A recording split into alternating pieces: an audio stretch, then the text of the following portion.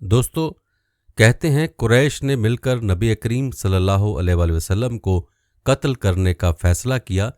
انہوں نے حضرت صلی اللہ علیہ وآلہ وسلم کے خاندان والوں سے کہا، تم ہم سے 2 گنا خون بہا لے لو اور اس کی اجازت دے دو کہ قریش کا کوئی شخص حضرت صلی اللہ علیہ وآلہ وسلم کو قتل کر دے تاکہ ہمیں سکون مل جائے اور تمہیں فائدہ پہنچ جائے۔ حضرت صلی اللہ علیہ وآلہ وسلم کے خاندان والوں نے اس تجویز کو ماننے سے انکار کر دیا۔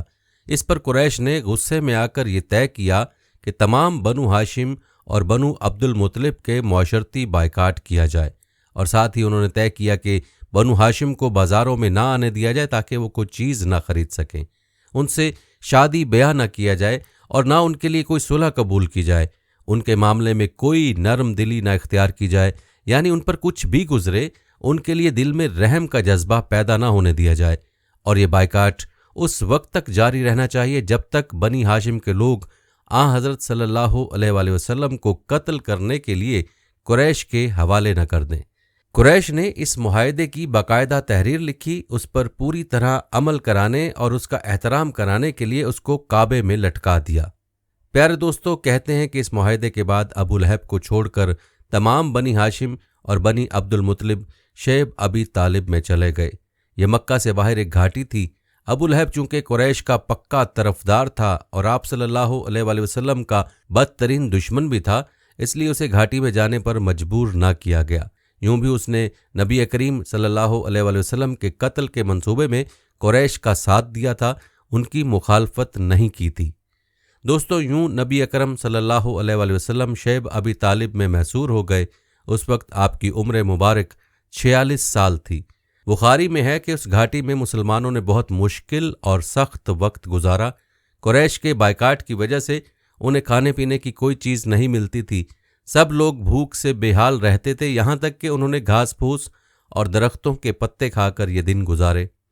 جب بھی مکہ میں باہر سے کوئی قافلہ آتا تو یہ مجبور اور بے کس حضرات وہاں پہنچ جاتے تاکہ ان سے کھانے پینے کی چیزیں خرید لیں، لیکن ساتھ ہی ابو لہب وہاں پہنچ جاتا اور کہتا، لوگو، محمد کے ساتھی اگر تم سے کچھ خریدنا چاہیں تو اس چیز کے دام اس قدر بڑھا دو کہ تم سے کچھ خرید نہ سکیں۔ تم لوگ میری حیثیت اور ذمہ داری کو اچھی طرح جانتے ہو۔ چنانچہ وہ تاجر اپنے مال کی قیمت بہت زیادہ بڑھا چڑھا کر بتاتے اور حضرات ناکام ہو کر گھاٹی میں لوٹ آتے۔ وہاں اپنے بچوں کو بھوک اور پیاس سے بلکتا تڑپتا دیکھتے تو آنکھوں میں آنسو آ جاتے، ادھر بچے انہیں خالی ہاتھ دیکھ کر اور زیادہ رونے لگتے۔ ابو لہب ان تاجروں سے سارا مال خود خرید لیتا۔ یہاں یہ بات ذہن نشین کر لیں کہ حضرت صلی اللہ علیہ وآلہ وسلم اور ان کے خاندان کے لوگ قریش کے اس معاہدے کے بعد حالات کا رخ دیکھتے ہوئے خود اس گھاٹی میں چلے آئے تھے۔ یہ بات نہیں کہ قریش مکہ نے انہیں گرفتار کر کے وہاں قید کر دیا تھا۔ دوستو، آپ کو بتاتے چلیں کہ اسی بائیکاٹ کے دوران بہت سے مسلمان ہجرت کر کے حبشہ چلے گئے۔ یہ حبشہ کی طرف دوسری ہجرت تھی۔ اس ہجرت میں 38 مردوں اور 12 عورتوں نے حصہ لیا۔ ان لوگوں میں حضرت جعفر بن ابو طالب رضی اللہ تعالیٰ عنہ اور ان کی بیوی اسما بنت امیس رضی اللہ عنہا بھی تھیں۔ ان میں مقداد بن اسود رضی اللہ تعالیٰ عنہ، عبداللہ بن مسعود رضی اللہ عنہ، عبید اللہ بن جہش اور اس کی بیوی ام حبیبہ بنت ابو سفیان رضی اللہ عنہا بھی تھیں۔ یہ عبید اللہ بن جہش حبشہ جا کر اسلام سے پھر گیا تھا اور اس نے عیسائی مذہب اختیار کر لیا تھا۔ اسی حالت میں اس کی موت واقع ہوئی۔ اس کی بیوی ام حبیبہ رضی اللہ عنہا اسلام پر رہیں، ان سے بعد میں حضرت صلی اللہ علیہ وآلہ وسلم نے نکاح فرمایا۔ ان مسلمانوں کو حبشہ میں بہترین پناہ مل گئی۔ اس بات سے قریش کو اور زیادہ تکلیف ہوئی۔ انہوں نے ان کے پیچھے حضرت عمرو بن عاص رضی اللہ عنہ اور عمارہ بن ولید کو بھیجا تاکہ یہ وہاں جا کر حبشہ کے بادشاہ کو مسلمانوں کے خلاف بھڑکائیں۔ حضرت عمرو بن عاص رضی اللہ عنہ بعد میں مسلمان ہوئے۔ یہ دونوں حبشہ کے بادشاہ نجاشی کے لیے بہت سے تحائف لے کر گئے۔ بادشاہ کو تحائف پیش کیے۔ تحائف میں قیمتی گھوڑے اور ریشمی جبے شامل تھے۔ بادشاہ کے علاوہ انہوں نے پادریوں اور دوسرے بڑے لوگوں کو بھی تحفے دیے تاکہ وہ سب ان کا ساتھ دیں۔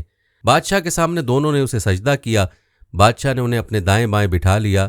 اب انہوں نے بادشاہ سے کہا، ہمارے خاندان کے کچھ لوگ آپ کی سرزمین پر آئے ہیں، یہ لوگ ہم سے اور ہمارے معبودوں سے بیزار ہو گئے ہیں، انہوں نے آپ کا دین بھی اختیار نہیں کیا، یہ ایک ایسے دین میں داخل ہو گئے جس کو نہ ہم جانتے ہیں نہ آپ اب हमें कुरैश के बड़े सरदारों ने आपके पास भेजा है ताकि आप उन लोगों को हमारे हवाले कर दें।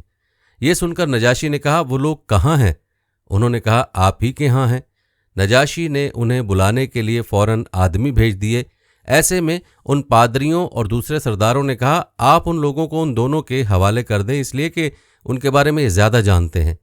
नजाशी ने ऐसा करने से इनकार कर दिया। उसने कहा, पहले मैं उनसे बात करूंगा कि वो किस दीन पर हैं। अब मुसलमान दरबार में हाजिर हुए। हज़रत जाफ़र रज़ी अल्लाह अन्हो ने अपने साथियों से कहा, नजाशी से मैं बात करूंगा। उधर नजाशी ने तमाम ईसाई आलमों को दरबार में तलब कर लिया ताकि मुसलमानों की बात सुन सकें। वो अपनी किताबें भी उठा लाए थे। मुसलमानों ने दरबार में दाखिल होते वक्त इस्लामी तरीके के मुताबिक सलाम किया, बादशाह को सजदा ना किया। इस पर नजाशी बोला, क्या बात है, तुमने मुझे सजदा क्यों नहीं किया? हज़रत जाफ़र रज़ी अल्लाह तआला अन्हु फ़ौरन बोले, हम अल्लाह के सिवा किसी को सजदा नहीं करते। अल्लाह ताला ने हमारे दरमियान एक रसूल भेजे हैं और हमें हुक्म दिया है कि अल्लाह के सिवा किसी को सजदा ना करो। अल्लाह के रसूल की तालीम के मुताबिक हमने आपको वही सलाम किया है जो जन्नत वालों का सलाम है। नजाशी इस बात को जानता था, इसलिए कि यह बात इंजील में थी। उसके बाद हज़रत जाफ़र रज़ी अल्लाह तआला अन्हु ने कहा, अल्लाह के रसूल ने हमें नमाज का हुक्म दिया है और ज़कात अदा करने का हुक्म दिया है। उस वक्त हज़रत उमर बिन आस रज़ी अल्लाह अन्हु ने नजाशी को भड़काने के लिए उससे कहा, ये लोग इब्ने मरियम यानी ईसा अलैहिस्सलाम के बारे में आपसे मुख्तलिफ अकीदा रखते हैं, ये उन्हें अल्लाह का बेटा नहीं मानते। इस पर नजाशी ने पूछा, तुम लोग ईसा इब्ने मरियम और मरियम अलैहिस्सलाम के बारे में क्या अकीदा रखते हो? हज़रत जाफ़र रज़ी अल्लाह तआला अन्हु ने कहा, उनके बारे में हम वही कहते हैं जो अल्लाह ताला फरमाता है, यानी कि वो रूह अल्लाह और कलामतुल्लाह हैं और कंवारी मरियम के बतन से पैदा हुए हैं। फिर हज़रत जाफ़र बिन अबी तालिब रज़ी अल्लाह तआला अन्हु ने बादशाह के दरबार में ये तकरीर की, ए बादशाह, हम एक गुमराह कौम थे, पत्थरों को पूजते थे, मुर्दार जानवरों का गोश्त खाते थे, बेहयाई के काम करते थे, रिश्तेदारों के हुकूक गसब करते थे, पड़ोसियों के साथ बुरा सलूक करते थे। हमारा हर ताकतवर आदमी कमज़ोर को दबा लेता था। ये थी हमारी हालत। फिर अल्लाह ताला ने हम में उसी तरह एक रसूल भेजा जैसा कि हमसे पहले लोगों में रसूल भेजे जाते रहे हैं। ये रसूल हम ही में से थे। हम उनका हसब नसब, उनकी सच्चाई और पाक दामनी अच्छी तरह जानते हैं। उन्होंने हमें अल्लाह ताला की तरफ बुलाया कि हम उसे एक जाने, उसकी इबादत करें और ये कि अल्लाह के सिवा जिन पत्थरों और बुतों को हमारे बाप दादा पूजते चले आए हैं, हम उन्हें छोड़ दें। उन्होंने हमें हुक्म दिया कि हम सिर्फ अल्लाह ताला की इबादत करें, नमाज पढ़ें, ज़कात दें, रोज़े रखें। उन्होंने हमें सच बोलने, अमानत पूरी करने, रिश्तेदारों की खबरगिरी करने, पड़ोसियों से अच्छा सलूक करने, बुराइयों और खून बहाने से बचने और बदकारी से दूर रहने का हुक्म दिया। इसी तरह गंदी बातें करने, यतीमों का माल खाने और घरों में बैठने वाली औरतों पर तोहमत लगाने से मना फरमाया। हमने उनकी तस्दीक की, उन पर ईमान लाए और जो तालीमात वो लेकर आए उनकी पैरवी की। बस इस बात पर हमारी कौम हमारी दुश्मन बन गई ताकि हमें फिर पत्थरों की पूजा पर मजबूर कर सके। उन लोगों ने हम पर बड़े बड़े जुल्म किए, नए से नए जुल्म ढाए, हमें हर तरह तंग किया। आखिरकार जब उनका जुल्म हद से बढ़ गया और ये हमारे दीन के रास्ते में रुकावट बन गए तो हम आपकी सरजमीन की तरफ निकल पड़े। हमने दूसरों के मुकाबले में आपको पसंद किया। हम तो यहाँ ये उम्मीद लेकर आए हैं कि आपके मुल्क में हम पर जुल्म नहीं होगा। हज़रत जाफ़र रज़ी अल्लाह तआला अन्हु की तकरीर सुनकर नजाशी ने कहा, क्या आपके पास अपने नबी पर आने वाली वही का कुछ हिस्सा मौजूद है? हाँ, मौजूद है। जवाब में हज़रत जाफ़र बोले, वो मुझे पढ़कर सुनाए। नजाशी बोला। इस पर उन्होंने कुरान करीम से सूरह मरियम की चंद इब्तदाई आयात पढ़ी। आयात सुनकर नजाशी और उसके दरबारियों की आंखों में आंसू आ गए। नजाशी बोला, हमें कुछ और आयात सुनाओ। इस पर हज़रत जाफ़र ने कुछ और आयात सुनाई। तब नजाशी ने कहा, अल्लाह की कसम, ये तो वही कलाम है जो हज़रत ईसा अलैहिस्सलाम लेकर आए थे। खुदा की कसम, मैं उन लोगों को तुम्हारे हवाले नहीं करूँगा। इस तरह कुरैशी वफ्द नाकाम लौटा। दोस्तों, दूसरी तरफ मक्का के मुसलमान इसी तरह घाटी शैब अबी तालिब में मुकीम थे। उसमें 3 साल तक रहे। ये 3 साल बहुत मुसीबतों के साल थे। उसी घाटी में हज़रत अब्दुल्ला इब्न अब्बास रज़ी अल्लाह तआला अन्हु पैदा हुए।